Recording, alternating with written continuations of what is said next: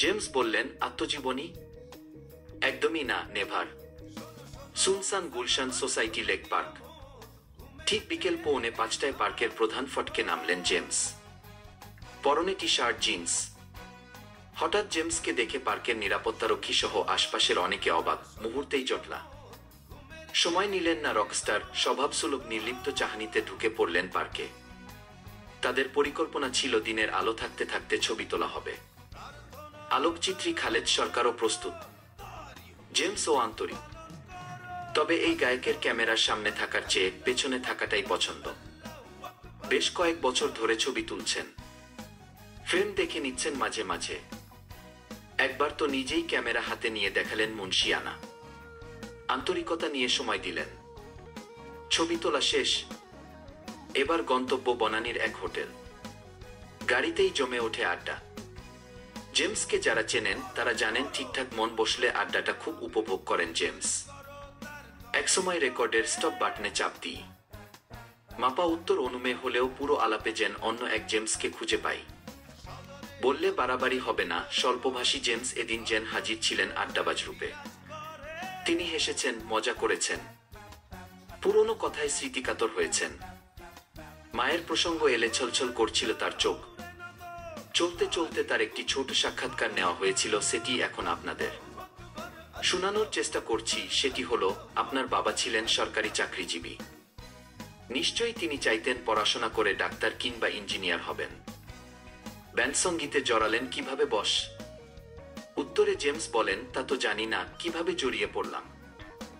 সঙ্গীতের সঙ্গে আসলে মানুষ কিভাবে জড়ায়। তখন বাইরের গান প্রচুর শুনতাম।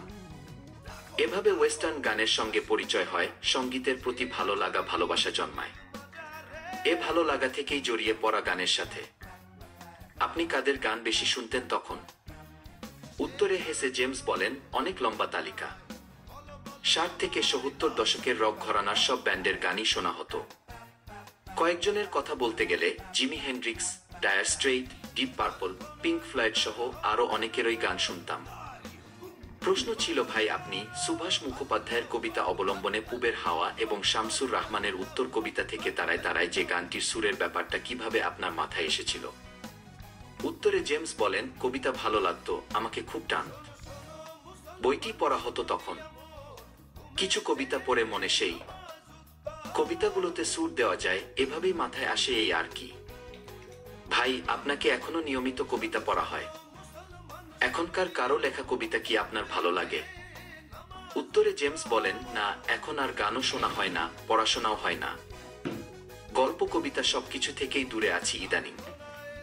সময়টা অনলাইনের, এখানে যা আসে সেগুলোই দেখা হয়। ভাই, আপনি বলিউড থেকে ডাক যখন পেলেন, সেখানেও নিজের জানান দিলেন, কিন্তু সেখানে থাকার প্রস্তাব ফেরালেন কেন?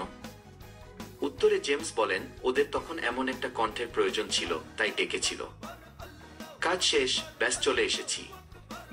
ওই বয়সে কেউ কি ওখানে স্ট্রাগল করে? ওখানে ক্যারিয়ার নিয়ে নতুন করে ভাবতে হতো অনেক, অত সময় তখন আমার ছিল না। একটা স্ট্রাগলের মধ্য দিয়ে যেতে হতো, সেটা আমার পক্ষে সম্ভব হয়নি, তাই থাকিনি। ভাই, আপনি কয়েক প্রজন্ম আপনার গান শুনছে। সময়ের পরিবর্তনের সঙ্গে কনসার্টের প্লে লিস্টেও পরিবর্তন এনেছেন। কখনো কি কোনো গানের ক্ষেত্রে এমন মনে হয়েছে, যতটা জনপ্রিয় হবে বলে আশা করেছিলেন ততটা হয়নি? উত্তরে জেমস বলেন, জনপ্রিয়তার কথা চিন্তা করে আমি কখনো গান করিনি। জনপ্রিয়তা যেটা পাওয়ার পেয়েছে, যেটা পায়নি। এসব নিয়ে কখনো ভাবিনি। ভাই, আপনি নানা সময়ে গায়কি নিয়েও বেশ পরীক্ষা নিরীক্ষা করেছেন। শুরুর দিকের অ্যালবামগুলোর গায়কির সঙ্গে বর্তমান গায়কি বেশ আলাদা। সময়ের সঙ্গে গায়কির পরিবর্তন নিয়ে কোনো নেতিবাচক কথা শুনেছেন? উত্তরে জেমস বলেন যে, না, গায়কি নিয়ে কখনো বিতর্কের মুখোমুখি হতে হয়নি। আমার যখন যেটা মনে হয়েছে সেটাই করেছি। কে কি ভাবল, ওসব নিয়ে আমি একেবারেই কখনোই ভাবিনি।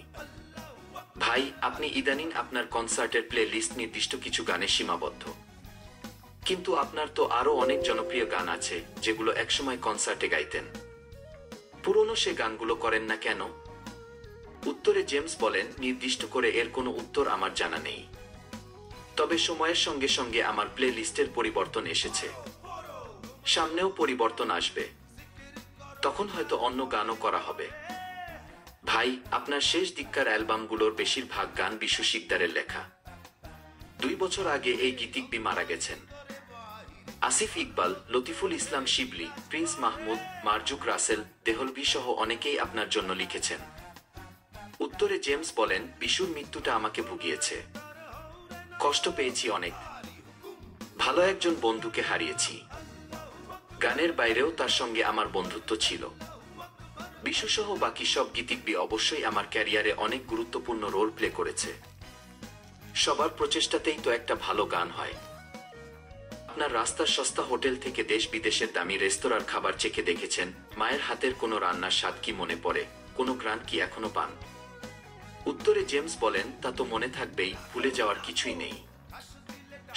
সবকিছুই মায়ের হাতের সব খাবার অনেক মিস করি। মায়ের হাতের রান্না তো সবারই ভালো লাগে, এটা তো আর ভুলে যাওয়া যায় না। ভাই, কোথাও একবার বলেছিলেন একদিন হুট করে এই শহর ছেড়ে চলে যাবেন নিজ গ্রামে।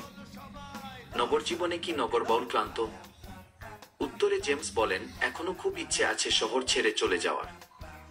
সব সময় মনে হয় শান্ত কোথাও চলে যাই। নাগরিক এই জীবনের ক্লান্তি বলতে আমার মধ্যে 2 ধরনের বিষয় কাজ করে। এখানে থাকতে বিরক্ত লাগে, আবার দূরে গেলে মিস করি। মানে একটা দোটানা। একবার শহর ছেড়ে চলে যেতে ইচ্ছে হয়, শহর ছেড়ে চলে গেলে মনে হয় এই শহর আমাকে ডাকছে। ভাই, এই শহরেই আপনি থাকেন, কিন্তু থেকেও যেন এই শহরে আপনি নেই। এই যে সময়ের সঙ্গে সঙ্গে সবার থেকে বিচ্ছিন্ন হয়ে থাকলেন, একাকিত্ব কি ভোগায়? উত্তরে জেমস বলেন, কোথায় একাকিত্ব? কখনো এমন অনুভব করিনি। হয়তো আমার সার্কেল অনেক ছোট। তবে আমি যাদের সঙ্গে মিশি, খুব ক্লোজ যারা, তাদের সঙ্গে আমি তো সব সময় আছি। ভাই, খ্যাতি, অর্থ সবই তো পেলেন, আপনার জীবনে অপূর্ণতা আছে। উত্তরে জেমস বলেন, অপূর্ণতা এখনো বোধ করছি না। চাওয়া যদি তোমার বেশি কিছু না থাকে, তাহলে অপূর্ণতা আর কিভাবে গ্রাস করবে? এত চাওয়ার দরকারই তো নেই। আর আমার চাওয়া নেই, অপূর্ণতা আসবে কোত্থেকে? ভাই, চাওয়া পাওয়ার কথা যখন এল, দেশ বিদেশের অনেক শিল্পী রাজনীতিতে জড়িয়ে আলোচিত সমালোচিত হয়েছেন। কিন্তু আপনাকে সব সময় রাজনীতি থেকে দূরে দেখা গেছে, বিষয়গুলো নিয়ে কখনো কথাও বলতে চাননি। রাজনীতি নিয়ে আপনার জীবন দর্শন কি? উত্তরে জেমস বলেন, আমি একজন শিল্পী। শিল্পীরা রাজনীতিসচেতন হতে পারেন, কিন্তু তাদের রাজনীতিতে যোগ দেওয়া উচিত বলে মনে করি না। আর যদি রাজনীতিই করতে হয়, সব ছেড়ে ফুল টাইম রাজনীতি করা উচিত। ভাই, আপনার রাজনীতিতে যোগ দেওয়ার প্রস্তাব কখনো পেয়েছেন? উত্তরে জেমস বলেন, ও আসেই। জীবনে অনেক এসেছে। ভাই, একসময় বনসাইয়ের প্রেমে পড়লেন, কুকুর পোষার প্রতি ভালোবাসা জন্মাল, সবশেষে আমরা দেখলাম ফটোগ্রাফি। এখন অবসর কি নিয়ে কাটান? উত্তরে জেমস বলেন, এখন কোনো কিছুই করছি না। একদম গান নিয়েই আছি, গানের ভেতরই আছি। নতুন গান তৈরি হচ্ছে। ব্যস্ততা এখন এটা নিয়েই। ফটোগ্রাফি সহ অন্য কিছুতে এখন সময় দিতে পারছি না। ভাই, আপনার নতুন গান কবে পাচ্ছি? উত্তরে জেমস বলেন, নতুন গান নিয়ে চিন্তা ভাবনা করছি। কিছু গানের কাজ চলছে। হঠাৎ করে দেখবে যে গান চলে এসেছে। এরপর থেকে গান আসতেই থাকবে, আসতেই থাকবে। কিছুদিন অপেক্ষা করো। ভাই, জাতীয় চলচ্চিত্র পুরস্কারের সঙ্গে আপনার সিনেমার গানও বেশ জনপ্রিয়তা পেল, এরপরও কেন এই বিরতি? উত্তরে জেমস বলেন, সিনেমায় যে খুব বেশি গান করেছি তা কিন্তু না। যেসব কাজ করার মতো মনে হয়েছে করেছি। আবার অনেক কাজ এলেও করার মতো মনে করিনি। সিনেমায় গান করা আমি বন্ধ রেখেছিলাম। এখন দেখি যদি ভালো কিছু আসে অবশ্যই করব। ভাই, আপনার গাড়িতে কি আপনার গান বাজে? নিজের কোনো গানগুলো বেশি শোনা হয়? অন্য আর কার গান শোনেন? উত্তরে জেমস বলেন, গাড়িতে আমার গান শোনা হয় না। তবে পুরনো গানগুলো বেশি শুনি। 60 কিংবা 70 সালের আমাদের সময়ের গুলোই বাজে। ভাই, অনেকের মতে আপনার জীবন একটি সিনেমা। কারো কারো কাছে উপন্যাস। আত্মজীবনী কখনো লেখার বা কাউকে দিয়ে লেখানোর পরিকল্পনা আছে? উত্তরে জেমস বলেন, আত্মজীবনী? একদমই না, নেভার। মাথা খারাপ। ভাই, শুনেছি কৈশোরে সাঁতার কাটতে পছন্দ করতেন।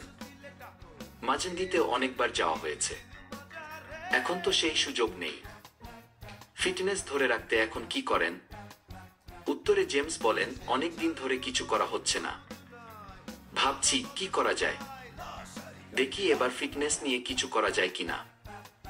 ভাই, আপনি বলছিলেন Hatirpool, Elephant Road, Bailey Road থেকে মগবাজারের অলিগলিতে একসময় আপনার পদচারণ ছিল, রেকর্ডিং থেকে আড্ডায় সময় কাট, সময়গুলো কি মিস করেন? উত্তরে জেমস বলেন, মিস তো করি। অনেক আড্ডা, গল্প, রাত জাগার স্মৃতি। সেসব জায়গায় একবার যাওয়া হয়েছিল, কিন্তু কিছুই চিনতে পারছিলাম না। সব পরিবর্তন হয়ে গেছে, সুউচ্চ ভবন, নতুন নতুন মার্কেট সবখানে। এই জন্য আর ওই দিকে যাই না। স্মৃতিতে যতটা আছে এটাই থাকুক, এটাই রাখতে চাই।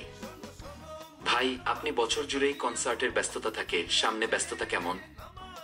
উত্তরে জেমস বলেন, দেশে ব্যস্ততা আছে, বেশ কিছু আয়োজন আছে। আর আগামী মাসে সৌদি সরকারের আমন্ত্রণে দাম্মাম আর জেদ্দায় যাচ্ছি, 2 ও 9 মে সেখানে গান শোনাব। এরপর লম্বা সফরে যুক্তরাষ্ট্রে যাচ্ছি 2025 সাল, পুরোটাই ট্যুর নিয়ে।